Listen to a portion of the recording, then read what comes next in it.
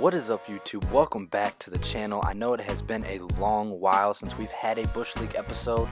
The holidays are a tough time for us, tough time for everybody, but they're also a very great time. But we are back with Season 2, and right off the rip, we have the defending champs, the Dallas Cowboys, facing off against what could possibly be their arch nemesis in the Minnesota Vikings. They always seem to be playing. Dak rolls out, throws it out to Gallup, and they get the opening score of the game. 7-0 they would go up in this game. Dallas has Minnesota's number up until this point, beating them in the regular season and in the NFC Championship last year in Season 1. But this year, they're coming out hot. Both teams are firing. Minnesota, Tua is their new starting quarterback. They made the trade. They swapped Kirk for Tua, and Tua's in Minnesota, and he throws a dot right down the middle, putting them up to 7-7, tying the game between Minnesota and Dallas. Later in the game, it's 14-7. Tua driving his team down the field. He won a national championship at Alabama. Can he bring this Minnesota Vikings team a ring? Dalvin makes an idiotic mistake right there. Had the pylon open, but tries to get upfield for some reason.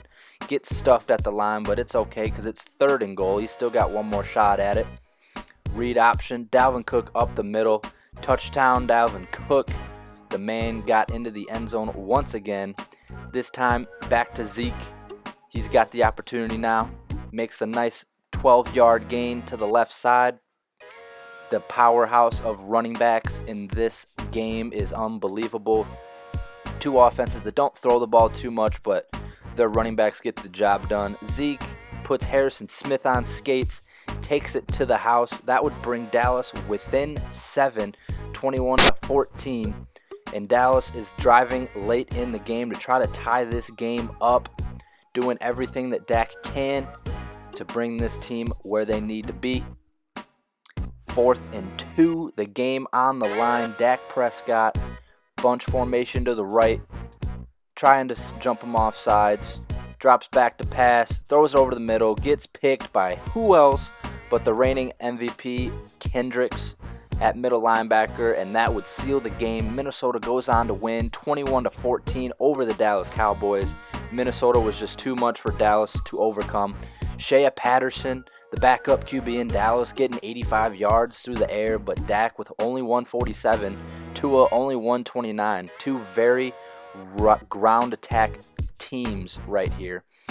But Shea Patterson getting his first couple of rookie pass completions under his belt. He will not be the main man. Of course, that will be Dak. But Zeke, 117 on the ground. Dalvin, 92 on the ground. Both of those guys get in the end zone, as you saw there. Michael Gallup, 119 through the air and a touchdown. He was Dak's only receiver today besides George Kittle. Not doing too much else there. Minnesota, their next game, the very next week. It's 14-28. Minnesota's been dominating the whole game. Nothing too flashy, just getting the job done. But right here, we get an interception. It's Tyrann Mathieu, and he takes it past the guy, stiff arm. Get off me, he says, and takes it all the way to the end zone. That puts up Minnesota big. They go on to win, as you saw there. Tua, 4 TDs, also threw 2 interceptions. Only 224 through the air. Nothing too flashy, but he's getting the job done. Dalvin, he's flashy, however. 131 and a touchdown on the ground. Man's just been a beast. Devin Singletary, Stephon Diggs, 4 catches, 74 yards. Adam Thielen, 666. Both him and Diggs get in the end zone a combined 3 times. Flipping back over to the Cowboys here. Their Week 2 matchup. It's 0-0 early on. Philly driving into Dallas territory. Leighton Vander Esch injured on the play. That could be serious. Let's hope it's not for the Dallas Cowboys. He's one of their main defensive players. But Carson Wentz driving his team down the field. Gets a touchdown in the back of the end zone. The ball is tipped up after he gets smoked, and Alshon Jeffrey comes behind him to catch it. A crazy play for the Philadelphia Eagles to score their opening touchdown. Dallas comes down the field here. They are down by 1, 6-7. Dak Prescott calling a lot of audibles here, trying to get his team into the end zone, seeing what he can do. Trying to draw him off sides. Doesn't work. Getting the ball to Zeke, and he punches it in for a score. That would put Dallas up in the game. Later here, it's 20-10. Dallas on the return. Philadelphia kicking it off after putting up a field goal. Tony Pollard back to receive the kick, jukes a man out of his shoes, takes it down the sideline, and he could go all the way. Touchdown Tony Pollard on the kick return, a splash play by the running back. He's been beasting out his first 2 years with Dallas. They go on to win 33-13. Dak Prescott only 107 through the air. This Dallas team does not throw the ball, but the Dallas Cowboys find a way to win. Zeke 104 on the ground with a touchdown. Not a whole lot of offense here for this Dallas team. Philadelphia, a stout defense going up against the boys from Texas. Heading over now to our next game. It is for the Jets, and we got to play the sad music. The Jets are down 17-3. A year after tanking, they're right back at it. 3-17, but they get a touchdown. It's 13-27 now.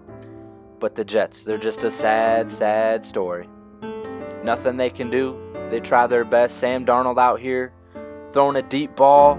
Terry McLaurin coming down with it on the one-hand grab. That's a great highlight for the boys, but they end up losing 33-13. Russell Wilson, 246. Sam Darnold, 3 INTs on the game. He's been having an interception problem. Rashad Penny running all over this New York Jets defense. A sad, sad day for the New York Jets. Russell Wilson on the ground as well. Terry McLaurin, a great day for him. 6 catches, 158. No touchdowns, unfortunately. Christian McCaffrey, the new man in New York. Let's see if they can change their fortune in Denver. It's 7-3. Christian McCaffrey finding the hole, taking it to the house, a 20-yard rushing touchdown to get the lead for the New York Jets. Unfortunately, it wouldn't last long as they're down again, down 8 points, 21-13. But Christian McCaffrey doing everything he can to get this team where it needs to be. He punches another one into the end zone, but the sad music keeps playing. It would go on to lose that game again. Joe Burrow, though, the new man in Denver, putting up 3 touchdowns through the air. Sam Darnold had a good day, 301 and a passing touchdown, just couldn't do enough. The New York Jets defense not coming up strong for the boys here. Christian McCaffrey, a century mark on the ground. Deontay Johnson balling out in New York along with A.J. Green, having a quiet day there. Heading over to the NFC South matchup. It's already 14-14 in this game. This game is high octane energy.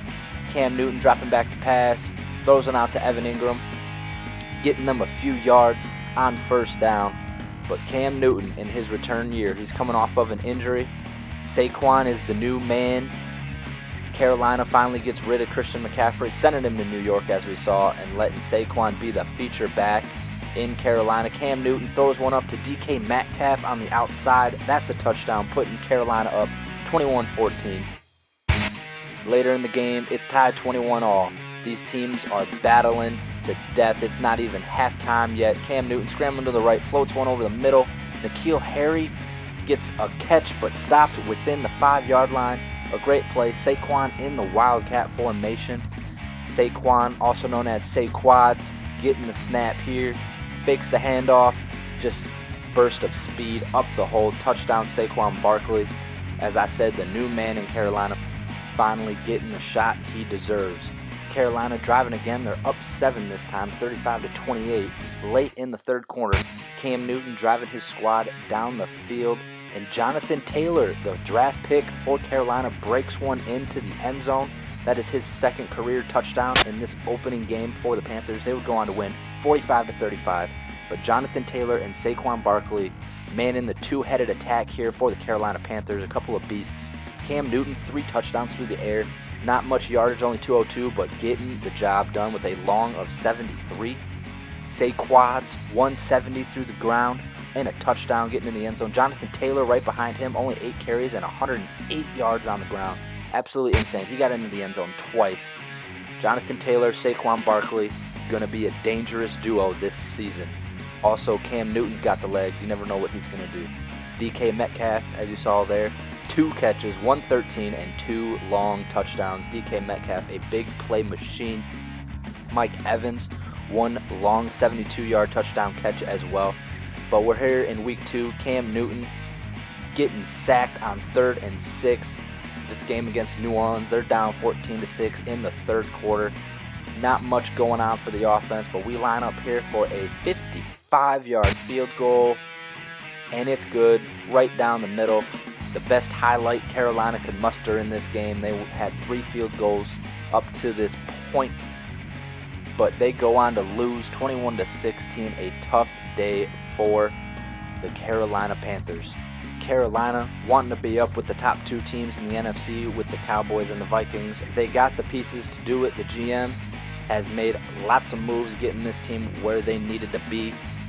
It's all about putting them in the right position to succeed at this point. But Carolina starting the season off 1-1.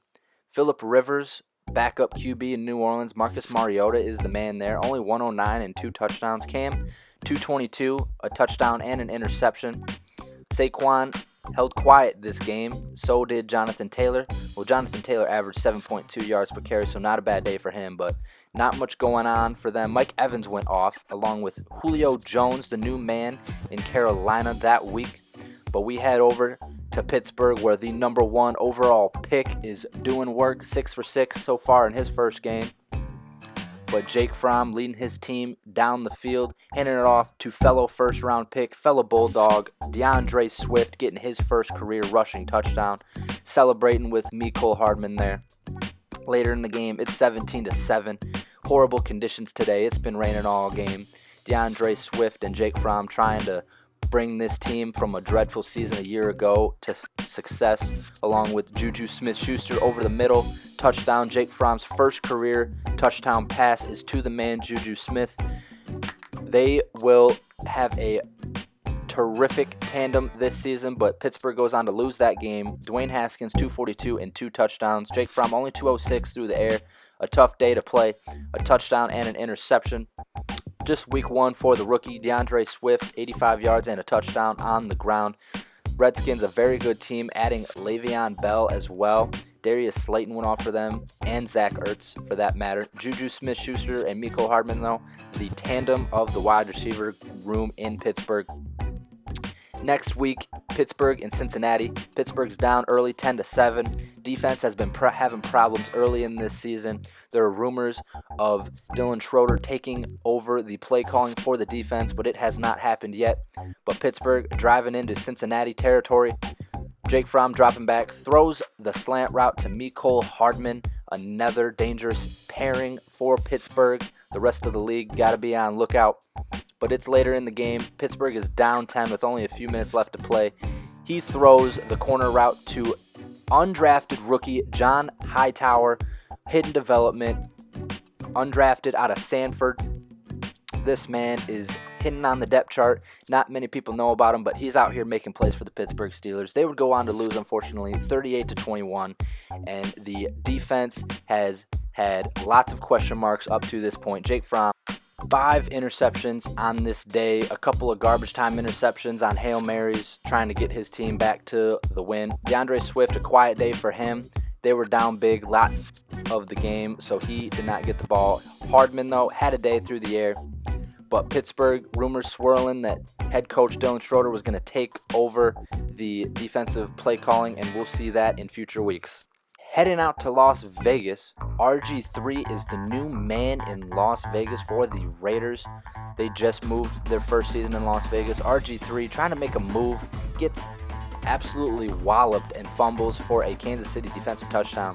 RG3, the new man though in Oakland. Las Vegas. He is trying to bring this team back from the cellar of the AFC. The AFC was a lot weaker than the NFC last season. A couple teams trying to make a statement, but they run the fake punt. Josh Jacobs is in on the fake punt. They get a big run there, 7-7 early in this game. RG3 trying to do his best to lead his team down the field. There have been rumors swirling of the ownership of this team. In the coming weeks, news may break about the future of this organization, but for right now, RG3 trying to bring his team to a victory here against the Kansas City Chiefs. Kansas City, a good AFC squad. RG3 dropping back, had a man open in the flat, but he finds his man over the middle. They go on to lose that game, however. Pat Mahomes had 2 touchdowns. The stats got mixed up. Drew Brees has been traded to the Las Vegas Raiders, but for some reason it shows that both him and RG3 played in this game. That did not happen, so we will see for the future about that one. But Kansas City, Laviska Shenault, the rookie wide receiver out of Colorado for the Las Vegas Raiders, absolutely balling out. He had 166 yards and a touchdown. Next week, Tennessee, Drew Brees and RG3 also playing in this game, apparently. Nobody knows. But Kirk Cousins is now starting ahead of Ben Roethlisberger here. Ben Roethlisberger hit with the regression. But this wraps up episode 1 of the first season of the Bush League. I hope you guys all enjoyed it very much. Subscribe for more content. Laviska Shenault there in the background going off again.